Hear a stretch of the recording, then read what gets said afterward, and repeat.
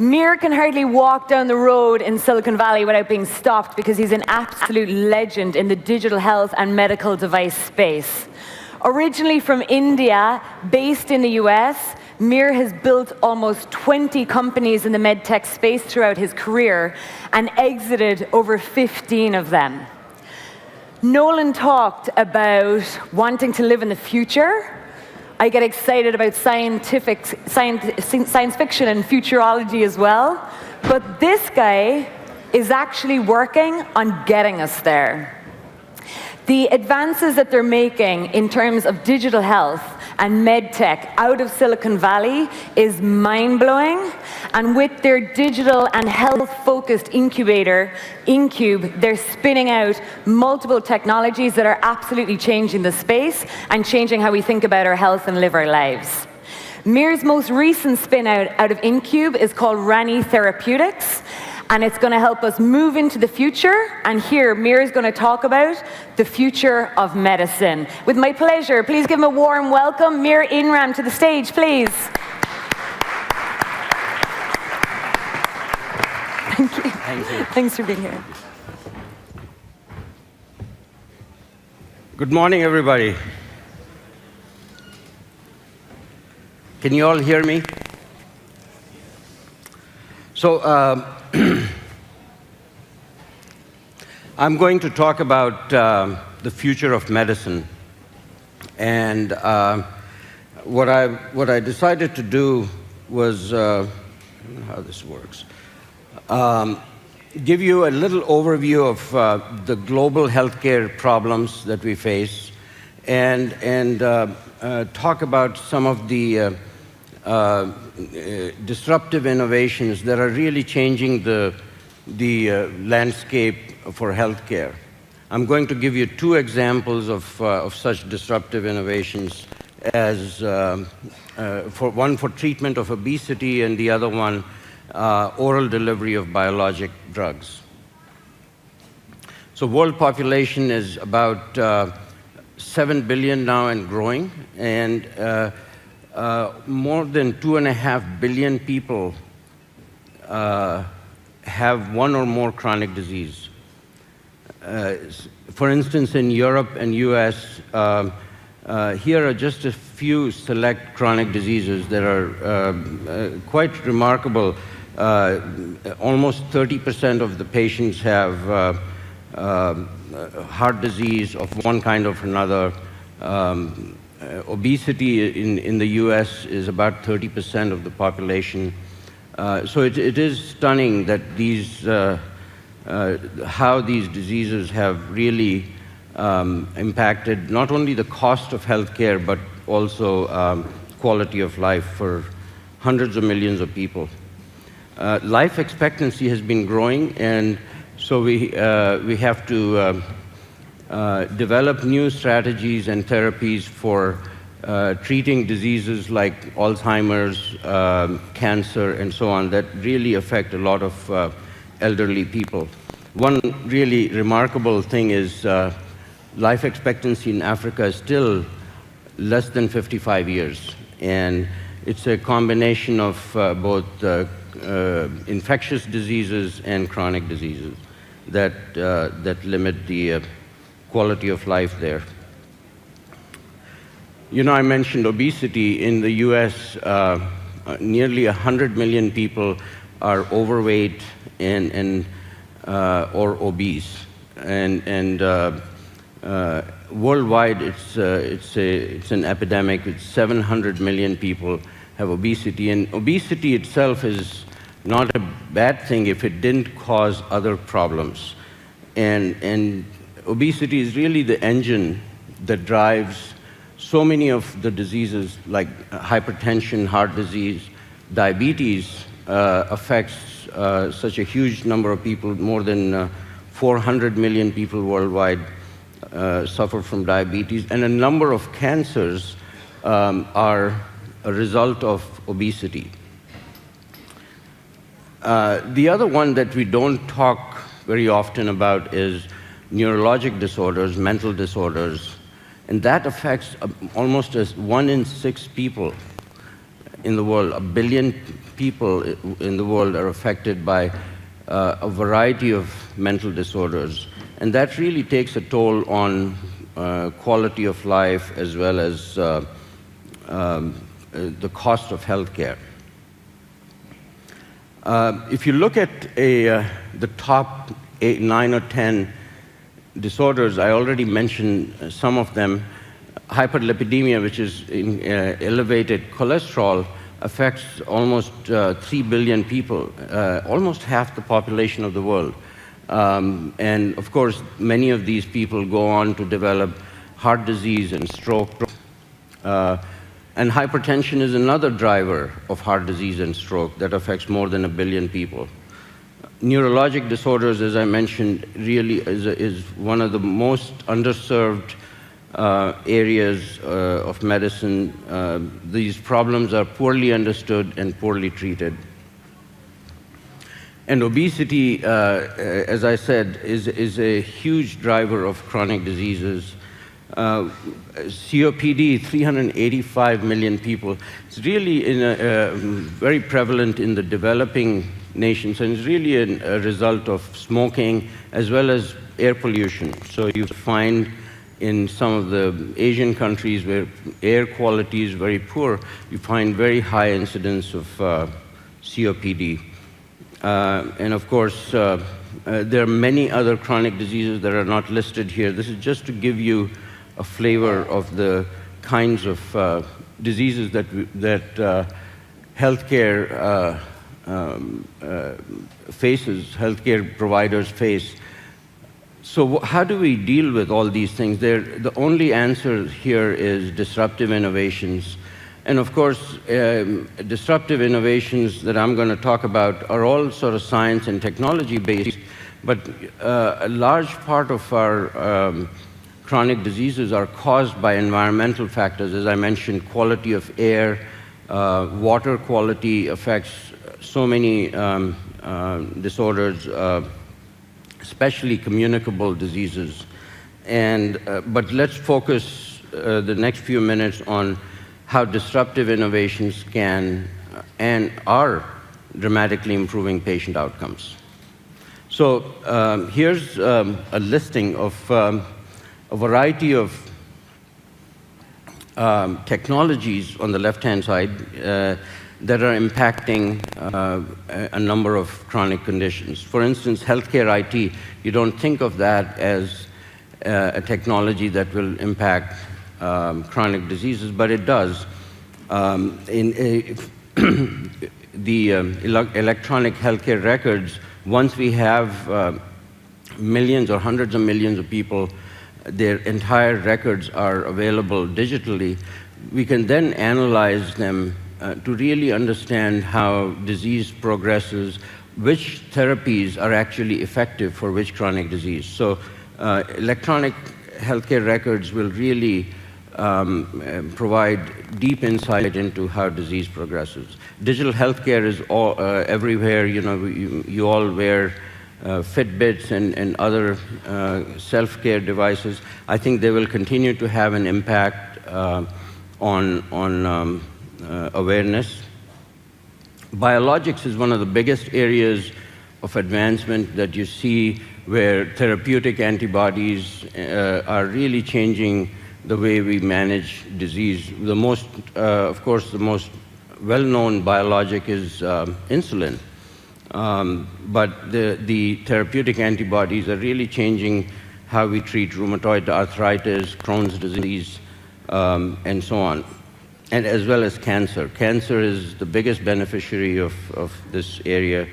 RNAi-based therapies are also really promoting new ways to treat cancer. We've heard about regenerative medicine for a long time. I think it is slow in coming because it's a complex area, essentially cell-based therapies where you can create new liver or pancreas, and there's a lot of work going on, and we'll see a way to replace or regenerate organs in the body. one of the more exciting areas that I'm involved in is called neuromodulation. This is essentially electrical stimulation of certain targeted nerves that result in treatment of certain conditions. For instance, chronic pain is very effectively treated with neurostimulation. Obesity, we're going to talk a little more about that. Parkinson's disease, epilepsy, and so on. The other area that is really exciting is drug delivery. Novel drug delivery is really changing how we treat specific diseases, especially in the central nervous system. For example, if you want to treat epilepsy, if you give a drug systemically, it really goes to every single organ and might have unintended consequences. So targeted drug delivery is very important. And we're going to talk today about oral delivery of biologics. These are some of the drivers that are changing healthcare, but there are many underlying technologies, namely sensors and data analytics, material science, advances in material science and artificial intelligence, robotics. Robotics has already begun to impact how certain surgeries are done. So I'm going to now segue into talking about two specific therapies. One is neuromodulation treatment for obesity, and the other is oral delivery of biologics. So neuromodulation really means neurostimulation and generally implies electrical stimulation of the nerves. And we've created this therapy over the last several years that essentially is a closed-loop control system. You can think of it as an implantable computer stimulator that actually senses when you eat or drink and determines whether to allow you to eat or not, or how much to let you eat. So it has a sensor that senses food intake, and it has an electrode connected to the stomach that stimulates the gastric vagus. The vagus nerve connects directly to the brain, and we send signals, the device sends signals to the brain that you're full, even before you actually feel full. And the device is wirelessly controlled, can be programmed to specific responses for a patient. And in addition to detecting food, the device also records and analyzes your physical activity, your sleep patterns, and provides physicians detailed reports as well as the patient. So, you know, most people who are obese tend to lie to their physicians. They tell them, you know, I've been good, I've been exercising, I've been eating less. But now with this device, they really cannot lie, because it tells the physician exactly how often they ate, how much exercise they got, and whether they're getting good sleep or not. So the next thing you'll see is a short video that shows how the device is connected and how it works. The video is going to play soon, I think. There it is. So the device is completely implanted in the body, and the sensor at the top there connects the implantable computer to the stomach, and it has the ability to sense food and drink, And when the patient eats, it also knows the time of day. So if the patient is eating during a allowed period of time, let's say for breakfast or lunchtime, it allows the patient to eat, but it reduces, it sends signals to the brain to make them feel satiated, feel full, very quickly. And these, here's the sense signals are coming, and then the device stimulates the vagus nerve to send the signals to the brain.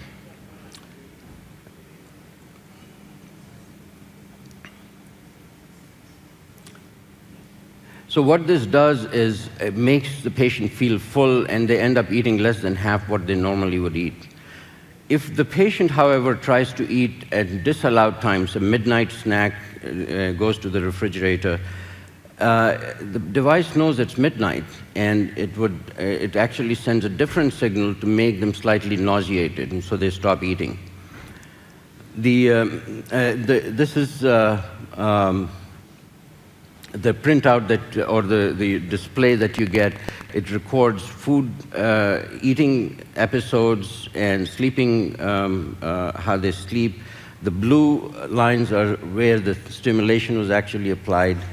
And at the bottom, the green bars there show the physical activity and sleep. So this person was actually sleeping quite well, but there's virtually no physical activity. So the physician can then intervene and say, you missed your morning walk, or something like that. So the device is actually here. It's approved in Europe. We completed a randomized study against the lab band. You're all familiar with the lab band and gastric bypass. One of the big differences between this therapy and all these other restrictive therapies, which is banding, bypass surgery, is that our patients feel full when they're eating, and normally they don't feel like they're starving. Whereas in the restrictive procedures, patients tend to feel they're starving. But one other big difference is that there are no side effects. All the restrictive procedures have nasty side effects that really affect the quality of life. Here's the randomized study data from 18 months, the lab band versus our therapy, and you can see the weight loss is pretty similar. This was a group of patients in Spain. Here, the patients were provided feedback on their smartphones that if they skipped their exercise, or when they were eating properly or not eating properly, they were informed. And this feedback loop through the cloud really enabled them to lose even more weight. And so, as I said, the adverse events in the band, really nasty, nausea, vomiting, 72%, and whereas the ability system really was well tolerated by the patients.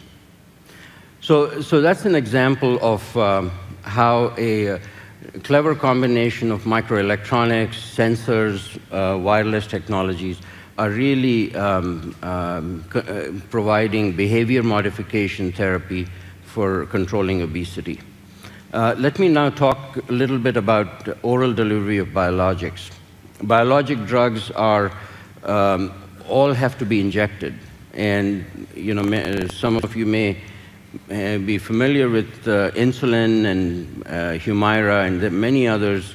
There are, in fact, close to 25 approved biologics that can only be delivered by an injection.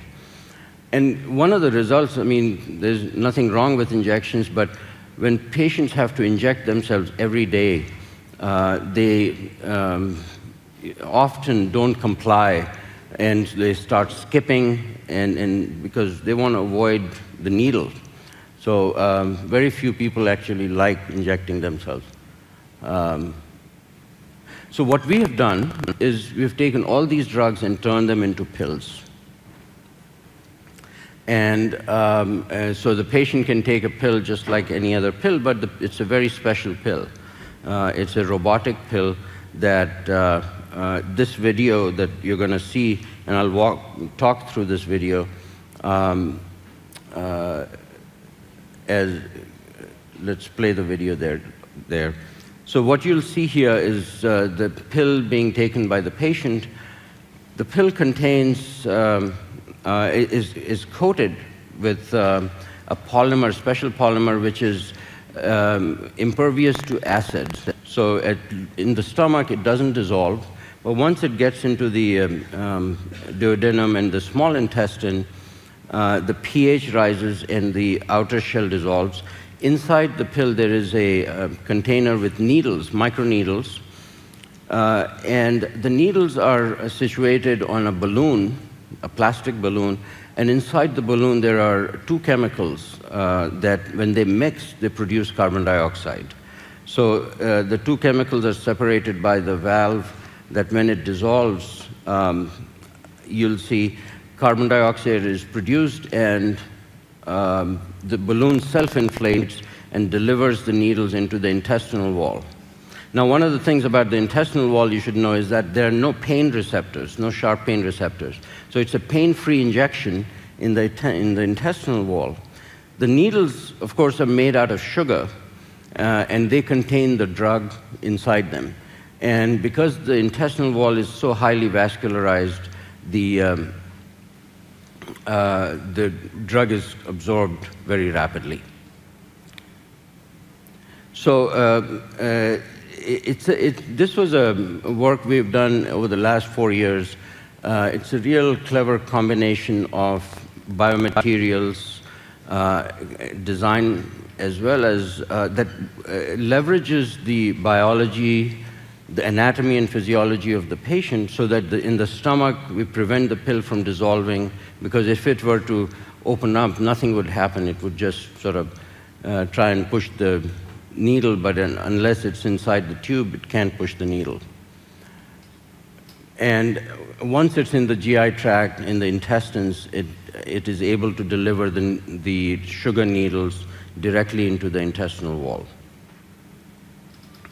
And here's a result of some pig testing, animal testing with injectable drug. This is a TNF-alpha inhibitor that is used by millions of patients.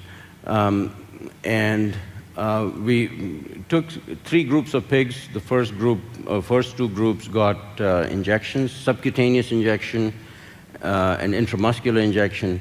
And the third group, the Rani group, got the pill. And you can see the absorption. This is levels of the drug in the blood. The absorption is actually better in the gut, because the intestinal wall is so highly vascularized. So that is another example where really technology is improving the quality of healthcare. The reason this is such an important advance is because patient compliance is generally pretty bad. But when it comes to injections, it's horrible. Patients try to skip taking their injections until they really have to.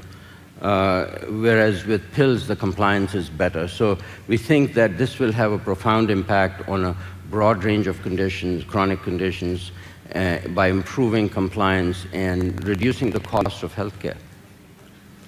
So I want to finish by saying that these disruptive innovations are going to continue to dramatically improve healthcare, but it really requires a deep understanding at the cellular and molecular level to understand the mechanism of the disease, to be able to develop new therapies. And this is an exciting time. Next 10, 20 years, we will see drastic improvements in patient outcomes and a lowering of the cost, because if you can improve patient outcomes, that automatically will reduce cost and improve the quality of healthcare. So with that, I want to thank you.